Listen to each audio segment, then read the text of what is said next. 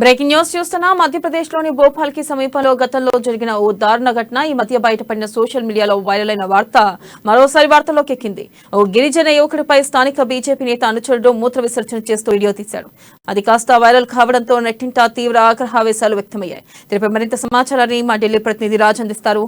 రాజ్, చెప్పండి, అసలుకి ఇదివరకు జరిగిన ఘటన మళ్లీ వైరల్ అయింది. అయితే ఆ స్థానికుడు అతను కాదు అంటూ మరొకరు కూడా చెప్పడం జరిగింది. దీంట్లో నిజమెంత? బీజేపీ ఎందుకు ఇట్లా చేస్తుంది? అప్డేట్స్ ఏంటి? నిజానికి వెన్నెల మరికొద్ది రోజుల్లో మధ్యప్రదేశ్ లో ఎన్నికలు జరగనున్నాయి. మరోవైపు అక్కడ ఒక రకంగా చెప్పాలంటే కాంగ్రెస్ చాలా బలపడుతున్నటువంటి విషయం సర్వేలు కూడా స్పష్టం చేస్తున్నాయి. ఇటువంటి పరిస్థితుల్లో ఈ సంఘటన ఏదైతే జరిగిందో దీనిపై తీవ్రంగా అంటే నెటిజన్లు చాలా తీవ్రంగా స్పందించారు. అతను ఎవరైతే ఉన్నారో ప్రధాన నిందితుడు ప్రవేశ్ శుక్లా, అతను స్థానిక బీజేపీ ఎమ్మెల్యేకి అనుచరుడని ఇక్కడ అందరూ తెలిపారు. ఇప్పటికే దీనికి సంబంధించి సోషల్ మీడియాలో ఎమ్మెల్యేతో దిగిన ఫోటోలు కూడా వైరల్ అయ్యాయి. అయితే అతను చేసిన పని ఏదైతుందో అది 2 నెలల క్రితం జరిగినప్పటికీ ఆ తర్వాత అది నెట్ లో చక్కర్లు కొట్టింది. నెటిజన్లు చాలా తీవ్రంగా స్పందించారు. మరోవైపు ప్రతిపక్ష పార్టీలు కూడా బీజేపీపై తీవ్ర ఆగ్రహావేశాలు వ్యక్తం చేశాయి. దీనిపై స్పందించినటువంటి మధ్యప్రదేశ్ సీఎం వెంటనే తనకు సంబంధించి అంటే శివరాజ్ సింగ్ చౌహాన్ ఏం చేశారంటే ఆ బాధితుడు ఎవరైతే ఉన్నారో అతన్ని స్వయంగా పిలిపించి అతని కాళ్ళు కడిగి క్షమాపణ కోరారు.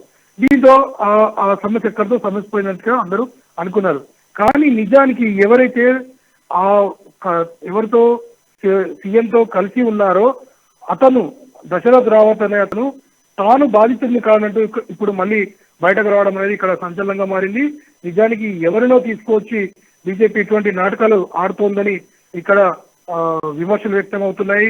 ఒక తీవ్ర సంఘటన ఏదైతే ఉందో దాన్ని కప్పిపుచ్చుకోవడానికి అంటే తమ తప్పు కప్పిపుచ్చుకోవడానికి మరోసారి తప్పు చేస్తుందని నిజానికి ఒకనొక సమయంలో నిందితుడి ఇంటిని కూల్చివేసి ఒక రకంగా చెప్పాలంటే ఆ సమస్యను తగ్గించడానికి ప్రయత్నించినటువంటి బీజేపీ నిజానికి ఎవరైతే వ్యక్తిని ముందు పెట్టిందో అతను బాధితుడు కాదంటూ ఎవరైతే బయట పెట్టారో దీని పట్ల మళ్ళీ ఇక్కడ చర్చ జరుగుతోంది.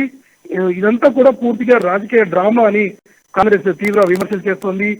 నిజానికి ఒక గిరిజన యువకుడికి జరిగిన అన్నం పట్ల స్పందించాల్సినటువంటి బీజేపీ నేతలు ఇలా టెంపరీగా ఆ ఇష్యూని వెనక్కి తగ్గే విధంగా చేయడానికే ఇలా అబద్ధపు ప్రచారాలు చేస్తున్నానని నిజానికి నిజమైన బాధితుని కూడా ముందుకు తీసుకుని వచ్చి న్యాయం చేయాల్సినటువంటి అవసరం ఉందని తీవ్రంగా విమర్శిస్తున్నారు.